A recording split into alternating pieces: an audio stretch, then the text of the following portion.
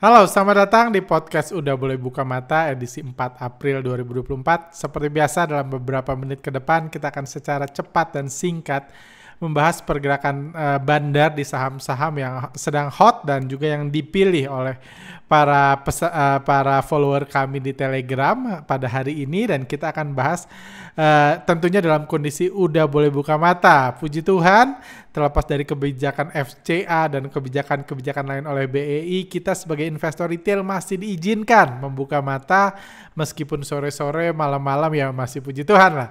Dan kita nggak sepenuhnya ditutup mata kita, sehingga kita sebagai investor retail masih bisa menganalisa dan masih bisa membaca pergerakan bandar-bandar, baik yang harganya sedang digoreng atau sedang dibanting dalam beberapa hari terakhir.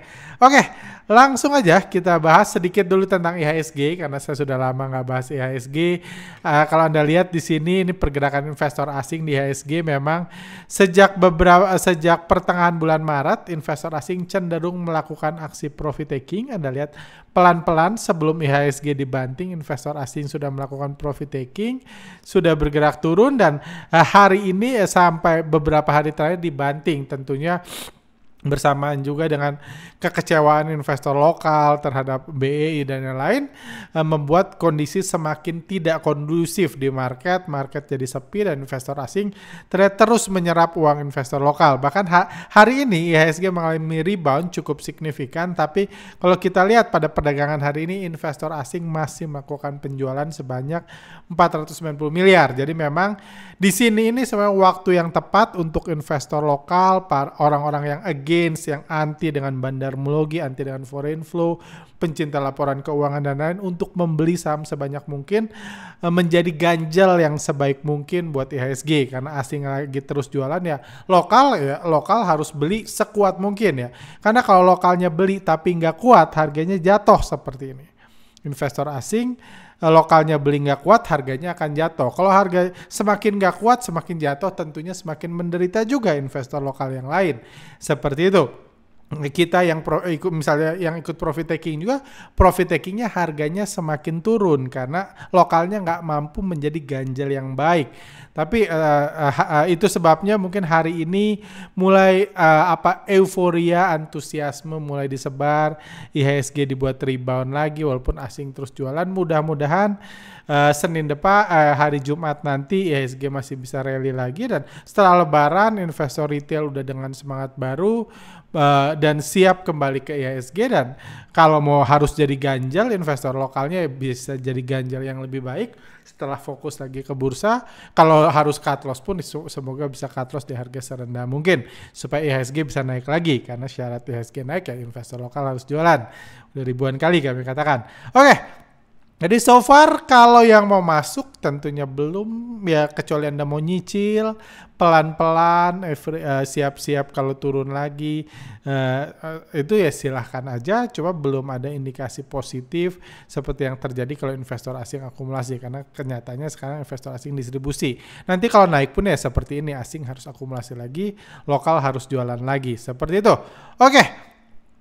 Saham yang akan kita bahas salah satunya BBRI. Ini saham hari ini naik 1,33%, dan ini saham yang dipilih oleh follower kami di Telegram. Di antara 5 saham perbankan yang kami tawarkan, yang paling banyak dipilih adalah BBRI. Ini seringkali jadi indikasi yang kurang baik, artinya investor lokal, investor retail paling minat ke BBRI. Kalau paling minat berarti paling mungkin dibeli. Kalau paling mungkin dibeli artinya asing paling mungkin jualan. Ini itu pembelajarannya, itu logika berpikirnya ya. Nah gitu, kita bahas dulu sebentar karena saya sudah lama nggak bahas BBM.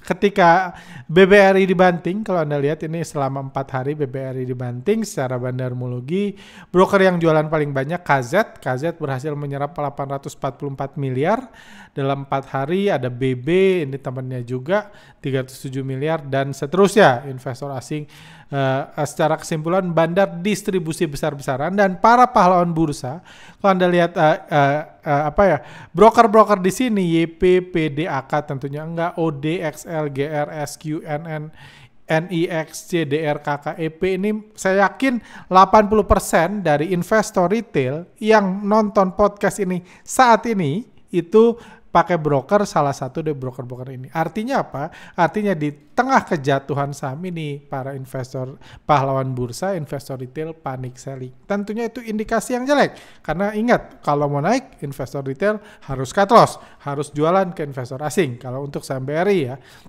Seperti itu. Oke, itu kejadian beberapa hari yang lalu. 2 hari terakhir, harga sahamnya cenderung rebound. Harapan kita tentunya kalau kita expect harga saham naik lagi, harapan kita dalam 2 hari ini investor asingnya akumulasi buyback, broker-broker ini pindah jadi top buyer, dan retail cut loss. Retail kan udah beli di sini. Kalau cut loss di sini tentunya bagus banget. Itu harapan kita 2 hari ini. Cuma kenyataannya 2 hari ini ternyata broker yang paling banyak beli CC ini nggak harus retail, tapi ada YP, ada SQ, ada DX, XL, PD, YU, dan seterusnya. Tentunya nggak sepanik buying dalam kondisi kehancurannya, tapi belum bisa juga dikatakan broker bandar yang melakukan akumulasi. Bahkan broker-broker yang jelas-jelas bandar, ZP, AK, BB, BK, KZ masih terus jualan dalam periode 2 hari ini. Jadi kesimpulannya bandar masih distribusi, panik buying pahlawan bursa sudah sedikit mereda, tapi saya belum bisa mengatakan pahlawan bursanya sudah ada aksi panik selling, cut loss besar-besaran yang akan membuat harga BBRI bisa lanjut rally naik sampai setinggi mungkin investor asing mau. Oke, itu dari sisi bandarmologi. Kalau dari sisi foreign flow, kita lihat setelah akumulasi bolak-balik, investor asing sama melakukan distribusi besar-besaran selama beberapa hari terakhir. Asing jualan, kalau di sini lihat meskipun harganya naik, investor asing terus jualan 2 hari terakhir. Secara total dana investor lokal yang berhasil diserap oleh investor asing sebesar 1,99 triliun, dan kalau secara ini juga baru setengah dari barang yang diakumulasi asing di sini. Jadi asing akumulasi segini, kurang lebih baru setengahnya yang berhasil dijual kembali ke investor retail, ke investor lokal. Jadi barang asing masih banyak, belum lagi kepemilikan asing 79% dan lain. Jadi ini bukan saham blacklist, bukan saham yang akan digocapkan, akan masuk ke FCA dan lain, bukan, karena kepemilikan asing masih sangat besar. Kalau kepemilikan asing tinggal 1-2%, itu bisa saja terjadi apapun perusahaannya. Kita lihat udah banyak saham blue chip, sekarang gocap, delisting, dan lain-lain. Itu banyak. Jadi cuma tentunya nggak ada saham yang kepemilikan asing 79% masuk FCA, delisting, dan lain, itu nggak mungkin. Karena bandar yang mengatur semua, asing yang mengatur semua, seperti itu. Jadi kalau ini saya tarik garis, Anda bisa menyimpulkan sebenarnya saham BRI ini sudah cukup murah di harga 2 hari lalu, apalagi di harga hari ini pun masih cukup murah. Kayak gitu di harga sekarang. Cuma negatifnya meskipun murah, retail bukannya cut loss di harga murah, tapi malah investor lokal masih beli dan investor asing masih jual. Kayak gitu. Kalau kita lihat di grafik ini, Foreign Flow 2.0, di mana kita bahasnya di distribusi foreign and co, jadi asing dan koalisinya, kita lihat turunnya lebih tajam dari foreign flow, penjualan foreign and co. Jadi asing dan koalisi jualan lebih besar dari foreign flow. Kayak gitu. Dan korban flow ini grafik pergerakan korban yang di reverse ya. Jadi kalau korban belanja itu ketika korban belanja harganya harusnya jatuh kan, kayak gitu ketika korban beli. Dan indikator korban flow itu di reverse. Ketika korban belanja indikatornya justru turun. Beda ketika asing jualan, ketika foreign and co jualan indikatornya turun, tapi ini kalau korban belanja indikatornya turun. Supaya apa? Supaya semuanya searah, enak dilihat. Karena kalau ini dibuat nggak di reverse, dia akan naik sendiri, akan bingung kita ngelihatnya. Grafiknya ada 2 arah. Tentunya kalau di masa kejatuhan ini korbannya jualan, foreign and co-nya tetap naik, tetap saja. Dia bukan ngikutin harga, dia ngikutin aktivitas korban, cuma di reverse. Gitu. Kalau korban jualan, korban jualan di masa kejatuhan ini, berarti foreign and co-nya tetap naik. Cuma kenyataannya enggak. Bahkan indikator foreign and co itu mencerminkan korban yang turunnya paling tajam. Artinya apa? Memang korban belanjanya banyak banget di masa kejatuhan BBRI ini. Seperti itu. Jadi simpelnya apa strategi saya? bagi Anda yang punya cash banyak, mau nyicil dikit-dikit, kita nggak tahu apa yang terjadi sepanjang libur lebaran, mau beli hari Jumat atau saya sendiri, hari ini ada beli sedikit, silahkan aja. Tapi dikit-dikit ya, kayak gitu. Kalau misalnya budget Anda di 100 juta, maksimum menurut saya masuk 25 juta dulu. Karena indikasinya positifnya cuman harga sudah murah, kayak gitu. Cuma itu, tapi asing masih jualan, korban masih belanja, dan lain-lain. Jadi masih itu, jadi jangan all in apalagi margin dulu, itu resiko besar dalam kondisi seperti itu. Oke, saham selanjutnya adalah saham TINS. Saham TINS harganya naik 5%, ini saham yang dibandari oleh bandar lokal. Hari ini TINS naik 5%, ini juga saham yang paling banyak dipilih. Tiba-tiba pertama kalinya TINS paling banyak dipilih, tentunya kita tahu kenapa TINS banyak dipilih, karena memang ini karena kasus suami salah satu artis terkenal di Indonesia tertangkap korupsi. Tapi kembali lagi, kita harus pisahkan nih, kita harus pahami masing-masing fungsi.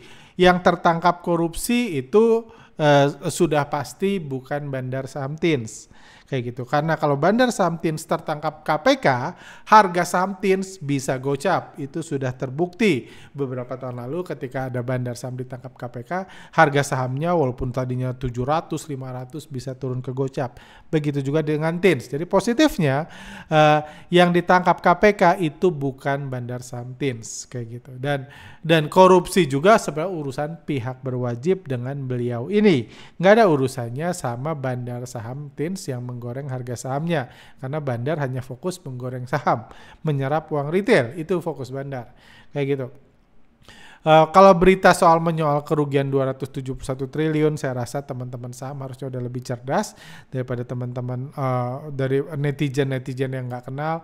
Bahkan dikatakan kerugian dugaan korupsi PT Timah 271 triliun. Jadi viral nih, ini kan duit banyak banget, padahal aset PT Timah aja kalau di total cuma 12 triliun, equity-nya 6 triliun, kerugiannya bahkan ruginya aja cuma 449 miliar. Kok bisa kerugian negara di PT Timah 271 triliun? Cuma itu buat seru-seruan netizen aja, mungkin anak upal percaya, saya harap anak saham sih nggak percaya yang gini-gini. Seperti itu.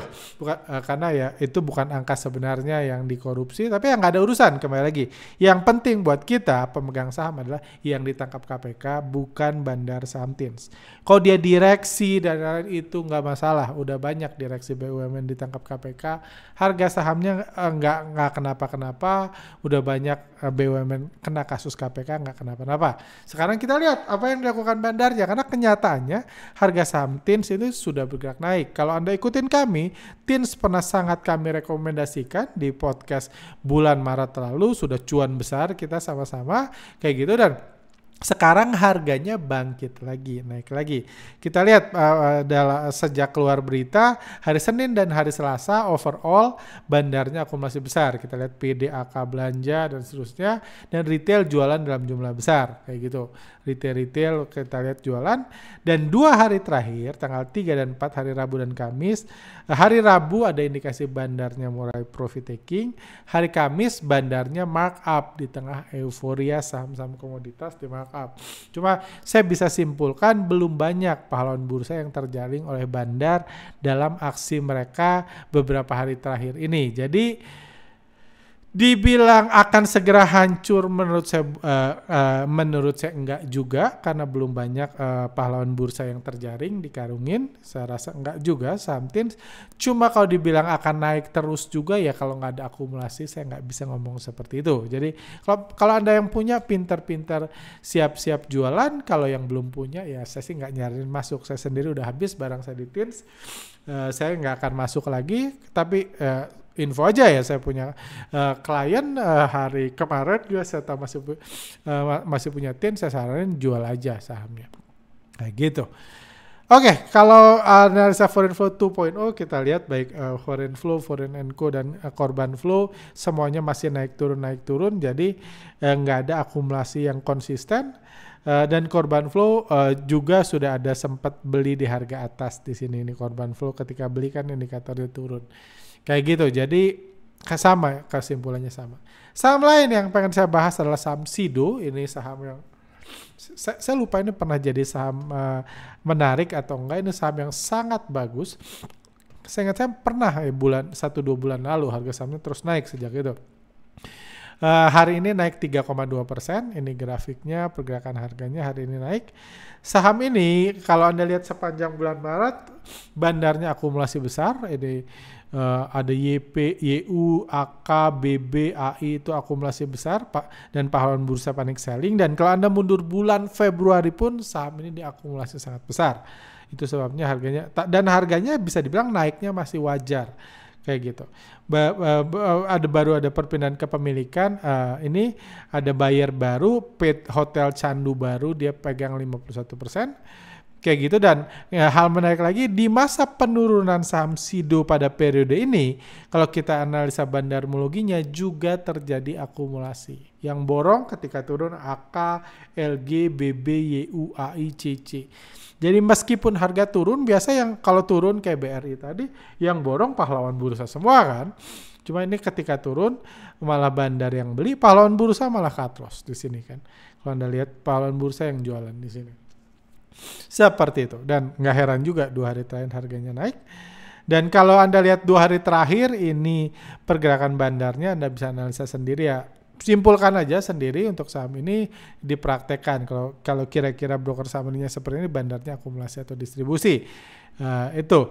Selanjutnya saham Tepia harganya naik 2,9% hari ini saham bandar supir angkot. Kita tahu ini Tepia saham menarik di tengah kenaikan hari ini.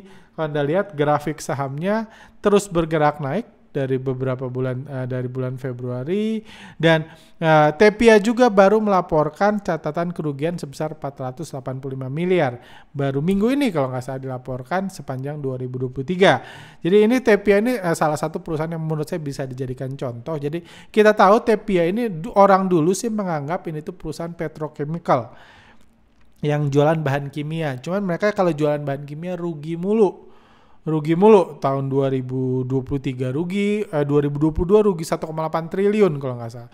Sekarang rugi 485 miliar. Jadi tahun ini pemilik merubah namanya dari tadinya ini petrochemical ini. Chandra Asri Petrochemical jadi Pacific, dan bukan cuman itu, harga sahamnya pun terus dinaikkan dari waktu ke waktu. Kita lihat kayak gini. Jadi ini transisi yang menurut saya bagus. Kalau ada perusahaan rugi mulu dan pemiliknya pengen cepat kaya, harusnya jangan ngotot. Karena uang 2 triliun itu yang habis pakai jualan petrokimia rugi itu, sebenarnya kalau dialokasikan ke saham itu bisa naik banget harga sahamnya. Kayak gitu. Ingat, kita fundamental sudah lama mati, sudah dikubur, kita sudah tidak dalam masa berduka lagi. Jadi nggak ada urusan perusahaan dengan harga saham, dan ini salah satu contohnya. Kita baca pergerakannya, kita ada April aja, Senin sampai Rabu bandar terus akumulasi. Anda lihat terlihat sangat jelas bandarnya akumulasi, tapi partisipasi retail tidak terlalu besar dan retailnya jualan. Kalau Anda lihat di sini, yang jualan nggak banyak banget retail. Kayak XC cuma 21.000, ada XL cuma 3.000 lot, jadi nggak banyak retail yang jualan. Retail belum banyak berpartisipasi. Ini saham yang diakumulasi dan retailnya nggak terlihat aktif beli dan jual, seringkali bisa naik pelan-pelan secara tersembunyi kayak gitu. Kalau hari ini, ini sebelum berubah, hari ini saya ingat saya bandarnya akumulasi lagi, cuma silahkan belajar analisa sendiri, saya belum berubah broker summary-nya untuk hari ini. Cuma setahu saya ini saham masih menarik sampai hari ini, cuma pastikan lagi silahkan analisa sendiri broker summary hari ini. Kalau lihat secara foreign flow, Anda lihat harga saham investor asing terus akumulasi seiring dengan kenaikan, investor lokal terus jualan. Dan saham ini partisipasi asingnya hanya 22% dan kepemilikannya 23%. Untuk saham normal pada umumnya, saham ini belum layak disebut sebagai saham yang dibandari oleh asing. Tapi karena ini kita punya informasi tambahan, kita bisa considerate itu. Kenapa? Karena kita tahu anak dari supir angkot memang sekolahnya di luar negeri dan mereka punya perusahaan investasi juga di luar negeri. Jadi perusahaan itu bisa punya kode F. Kayak gitu, meskipun yang komandonya tetap orang di Jakarta. Itu juga dikonfirmasi dengan grafik Foreign & Co yang naik juga dengan sangat tajam. dalam periode kenaikan ini. Artinya bandarnya terus akumulasi, foreign dan koalisinya di dalam negeri karena mereka akan bergerak searah melakukan akumulasi. Korban flow juga masih terus jualan kita lihat, tapi naiknya nggak sesignifikan foreign flow dan foreign inflow. Ini yang saya bilang tadi, partisipasi korban, partisipasi retail nggak terlalu besar walaupun masih terus bergerak naik, jadi masih sangat baik seperti itu. Dan sebenarnya ini bukan satu-satunya saham dari indeks IHSPP yang menarik, ada banyak lagi, cuma udah banyak saham juga yang sudah bahas di sini. Jadi Anda bisa masuk watchlist, bisa analisa juga sendiri saham-saham IHSPP yang lain. Jangan ingat ya, fundamental sudah mati. Jangan kalau Anda mau cuan di saham ini, jangan lihat fundamentalnya, lihat laporan keuangannya, valuasinya mahal dan lain. Kalau Anda mau lihat itu silahkan, tapi jangan beli saham ini. Kayak gitu. Dan jangan lupa juga IHSPP kembali outperform IHSG. Ketika IHSG jatuh beberapa minggu terakhir, IHSPP malah cenderung bergerak naik dan hampir menyentuh level tertingginya dalam beberapa bulan terakhir. Saham-saham IHSPP seperti itu. Jadi ingat, lupakan valuasi, lupakan perusahaannya ada atau enggak, kita tahu bandarnya, kita tahu kesuksesan bandarnya, supir angkotnya kita tahu, fokus di pergerakan bandarnya aja. Kalau Anda mau trading ya, kalau Anda mau baca saham BRI, BCA, baca laporan keuangan, silahkan kok. Kalau Anda baca laporan keuangan cukup lama, akan suatu hari asing akan ngegoreng juga saham itu ketika Anda masih baca laporan keuangan. Seperti itu. Oke, kurang lebih itu aja sahamnya untuk hari ini. Saya mau buka kolom komentar, jadi saya nggak akan memberikan saham menarik, cuma ada banyak saham menarik di tengah kekhawatiran banyak orang tentang kondisi transaksi yang makin sepi karena lebaran, karena kekecewaan karena kebijakan bursa dan lain. Ada banyak peluang menarik di saham-saham di bursa kita sebenarnya yang bisa Anda manfaatkan, seperti itu. Dan satu lagi, karena mungkin ini podcast terakhir kami sebelum libur lebaran, kami mengucapkan selamat Idul Fitri buat rekan-rekan yang merayakannya. Mohon maaf lahir dan batin, dan juga saya mau mengingatkan nanti di tanggal 19 April nanti kami mau membuat acara gathering market outlook kuartal 2. Sengaja kami buat setelah libur lebaran biar lebih fokus juga dan kita bisa melihat juga kondisi global lebih baik di setelah libur lebaran nanti. Seperti itu, ini fokus pembahasan kami tentang krisis yang terjadi di IHSG karena kekecewaan banyak para pahlawan bursa, investor retail terhadap kebijakan-kebijakan yang cenderung, ya kita tahu lah cenderung gimana. Cuman kami mau sharing tentang kebijakan full call auction dan lain-lain. Kami mau sharing riset kami, mungkin tips untuk memanfaatkan itu dan bagaimana kita beradaptasi dan overcome. Karena sampai kapanpun selama Anda investor retail, Anda nggak mungkin berharap bisa cuan dengan bantuan pihak dengan bantuan manajemen bursa dan lain-lain, nggak mungkin. Ingat, Anda harus tahu diri siapa Anda di bursa saham, kayak gitu. Namanya pahlawan bursa harusnya berkorban lah, kayak gitu, bukan menjajah. Namanya juga pahlawan bursa kan, kayak gitu. Jadi artinya apa? Anda memang harus belajar beradaptasi dengan setiap kondisi yang ada, setiap tantangan yang ada. Ingat, ini bukan cuma di bursa saham. Di setiap bisnis pun para penguasa akan membuat kebijakan. Kalau Anda orang kecil mau di bisnis itu bukan berarti Anda akan selalu rugi, bukan. Cuman tapi untuk bisa pelan-pelan naik, Anda harus bisa beradaptasi dengan setiap perubahan, kebijakan, arahan yang ditujukan penguasa. Itu tips sukses di semua bidang. Juga saya akan membahas tentang opsi yang mungkin mulai dipikirkan banyak investor retail, pahlawan bursa untuk menjadi pahlawan di bursa UPAL atau masuk bursa Amerika. Itu pun kita akan korek sedikit. Seperti itu. Oke, dan bagi rekan-rekan yang mau daftar, ini free buat yang pesan window dressing, nanti Anda nggak usah daftar, tapi yang nggak pesan dan mau daftar, Anda bisa scan link di sini, nanti ada tata caranya.